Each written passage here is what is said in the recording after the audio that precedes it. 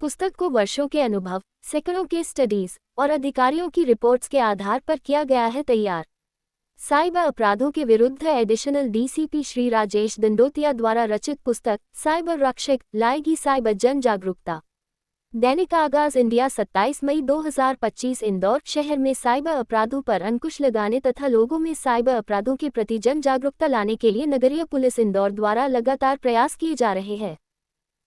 के लिए हम लोग लगातार प्रोग्राम करते रहते हैं और इसमें हमारे सभी अधिकारी, एडिशनल डीसीपी क्राइम, उनकी टीम और हमारे सभी जोन के जो अधिकारी कर्मचारी हैं अपने अपने क्षेत्रों में कार्रवाई करते रहते हैं। और जैसा आपको पता ही है कि इसमें काफ़ी ज़्यादा हद तक हम लोगों को सफलता भी मिली है। लोगों की इसके प्रति, साइबर अपराधों के प्रति और साइबर अवेयरनेस की जागरूकता काफ़ी बढ़ी है। इसी दिशा में एडिशनल डीसीपी क्राइम इंदौर ने एक किताब लिखी है जिसमें इन्होंने जो केसेज एक्चुअली हुए हैं उनके बारे में एक तरह से अपनी स्टडी या उनकी ब्रीफ में उसमें प्रस्तुति दी है, ताकि उन केसेस को भी पढ़ के लोग उसके बारे में जागरूक हो सकें, उनसे कैसे बचना है, उन सारी चीज़ों को समझ सकें। तो एक साइबर जागरूकता के दिशा में ही एक प्रयास है और मुझे लगता है कि इससे और ज़्यादा हमारे जो लोग हैं उससे ज़्यादा जागरूक होंगे और जो हमारा प्रयास है और ज़्यादा फलीभूत।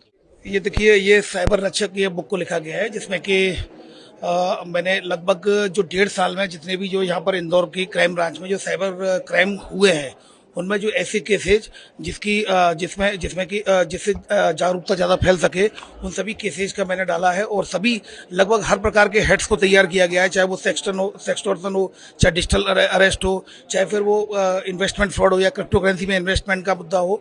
इसमें सारे साइबर फ्रॉड को कवर किया गया है और इसमें सारी केस स्टडीज को डाला गया है। उसमें बताया गया है कि क्या क्या सुझाव हो सकते हैं अगर आपके साथ इस तरह के कॉल्स आते हैं।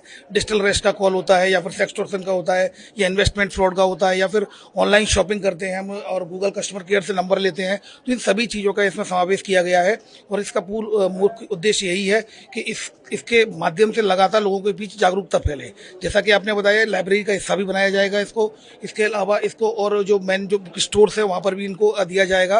और इसके ऐसे पब्लिक प्लेसेज जहाँ पर व्यक्ति वहाँ वेट करता है, चाहे वो बैंकिंग संस्थान हो या फिर ऐसी कोई भी, जैसे राजवाड़ा में अगर कहीं कोई व्यक्ति अगर जो वेटिंग रूम्स होते हैं वहाँ पर भी इस बुक को रखा जाएगा, जिससे कि लोग इसको जब तक समय मिलता है, जब तक इसको पढ़ेंगे तो कहीं ना कहीं इससे जागरूक हो पाएंगे।